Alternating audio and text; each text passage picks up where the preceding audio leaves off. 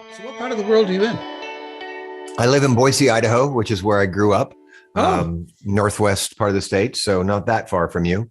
Um, I moved to New York back in 1987 when I was 21 to seek my fame and fortune, and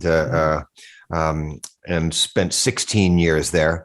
And I came back to Boise in '03 with well, then I had a wife. Eventually we were divorced, but we came back. We brought our daughter back, our 3-year-old daughter back to Boise in 2003 to raise her.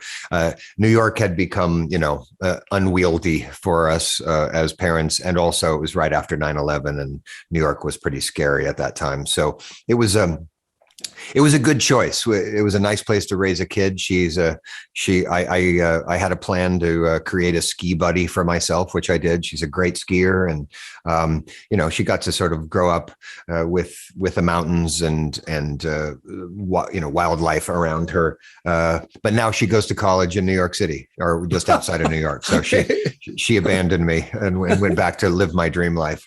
oh wow. Well, you did well in New York, though. I mean, you were signed with Clive Davis or something, weren't you? Yeah,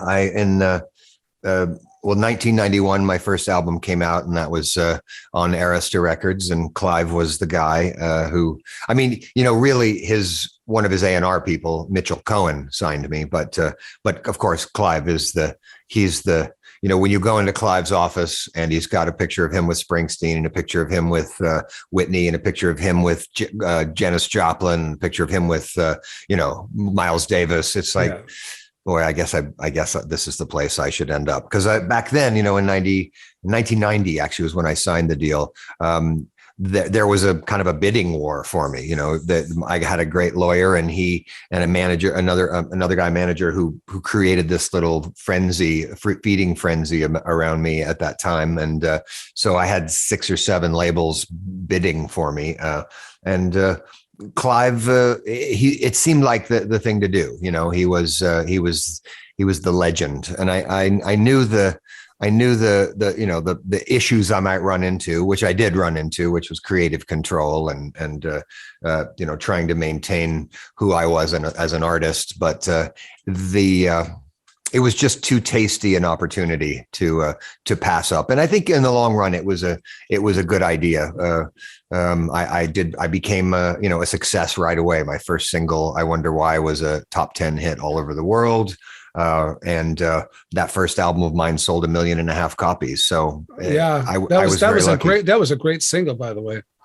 And thank you. Yeah, really good. And like, what a first kick at the can, Yeah, I mean, it's incredible. I mean, you had some incredible players on that album too, I read.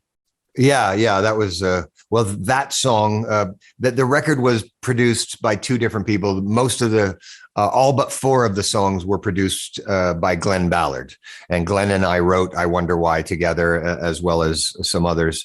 And so for the Glenn Ballard side of the record, it was John Robinson on bass and John Robinson on drums. Excuse me, Abe Laboriel on bass. Buzzy Featon at least on the tracking session. Bill Payne from Little Feat played organ. Randy Kerber played piano. And then we had, the people that came in. I mean, Michael Landau played a lot of the guitars on it, so he became a friend, and it was amazing. And then on the other side of the record, with Danny Korchmar producing, which was just great in itself to be. Yeah, Cooch is like Cooch. Cooch sort of rises his head in so many different areas. I mean, yeah, I was just talking to Peter Asher, and he just loves Cooch as well. Anyway, go ahead. Well, I think I'm pretty sure that Cooch was the way that Peter Asher found out about James Taylor, because correct. Cooch, of course, was his teenage buddy. They played in bands together when they were kids. And Cooch. So Cooch's side of my record was the tracking session was Jeff Porcaro on drums, amazing. T.M. Stevens on bass, David Paich on keyboards, and was it Michael? Yeah, Michael Landau played guitar, and then of course Cooch played guitars on stuff as well. I mean, he's such a great guitar player. So it was amazing. I mean, I was a 24-year-old kid playing with guys that I'd been listening to my whole life on records. It was really, really exciting. Well, Pacaro was like, what a wonderkind, I mean, well, he was 17 when he played on Silk Degrees. Yeah, it's what like, he was. When you hear the drumming on Silk Degrees, you go, that's a 17-year-old kid. Yeah.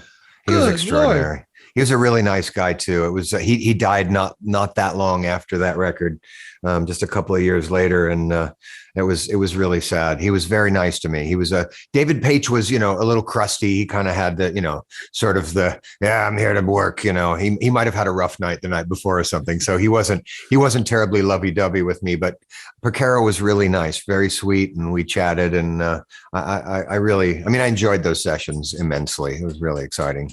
Well, what a groove that guy. It's like, from the very first time that I heard Toto, and then, with Hold the Line and going, like just that opening, dunk, dunk, dunk, dunk, that whole groove coming in. I loved it. Then putting it together that, these are the guys that played on Silk Degrees, which was an album that I loved. So all that stuff sort of started, then you start researching who these people are.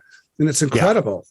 Yeah. And the fact that he started so young, it's really impressive. I mean, they were both, that whole band was so amazing, but my God, Pacaro, he had such a groove. He had such a pocket, and it's a shame he went so young. Yeah. Way too bad. But I gotta bring up your career because you talk about Clive Davis and you said something about creative control, and I'm going, I mean, you're like Neil Young. You sort of go whatever way suits your fancy.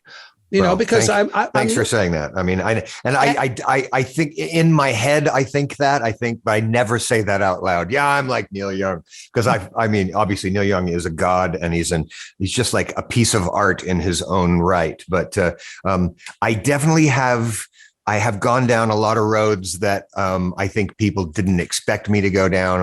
I have confounded publicists and A&R guys and managers over the years, because you can't really put me in a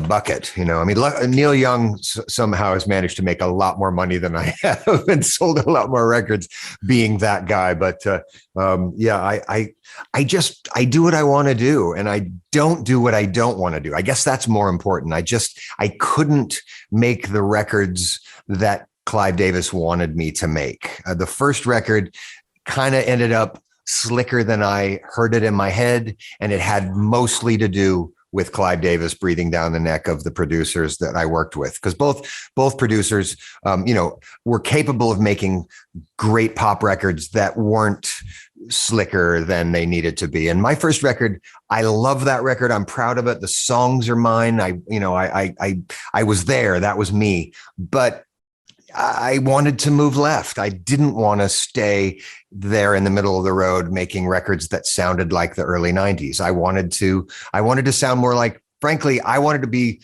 John Hyatt. I wanted to be Bonnie Raitt. That's who I really was sort of seeing myself as. And I got pegged as Michael Bolton Jr. And that wasn't what I wanted to be known as. I wanted to be a singer-songwriter. Yeah. Very interesting.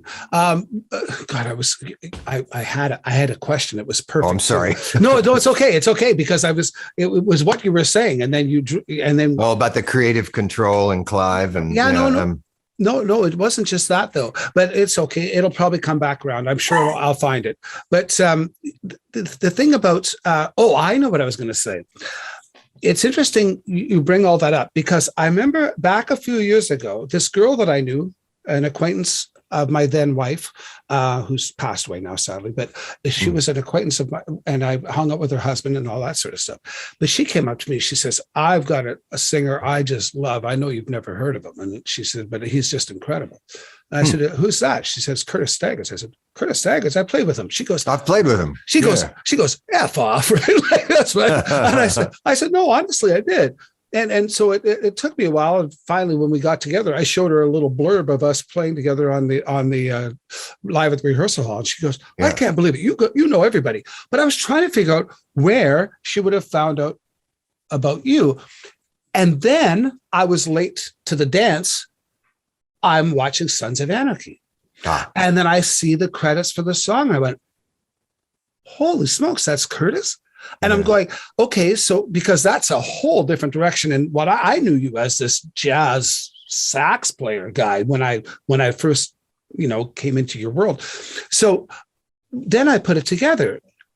Her husband, who is a Harley guy, he probably was watching Sons of Anarchy, loved the theme song, found out who you were, and followed you in that direction. So because I couldn't quite put together how she might have heard of you. And then I realized quite a few years later, actually, that it was from Sons of Anarchy, because I didn't even watch Sons of Anarchy till, maybe a year or so ago. And what a great show. Oh my God. That's cool. It's cool. Is a Hamlet on motorcycles, basically. Yeah.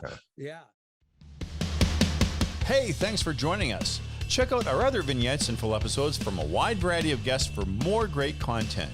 Please like, share, and subscribe, and become a member at SocialNRGpresents.com to access premium content and earn valuable energy points just for watching.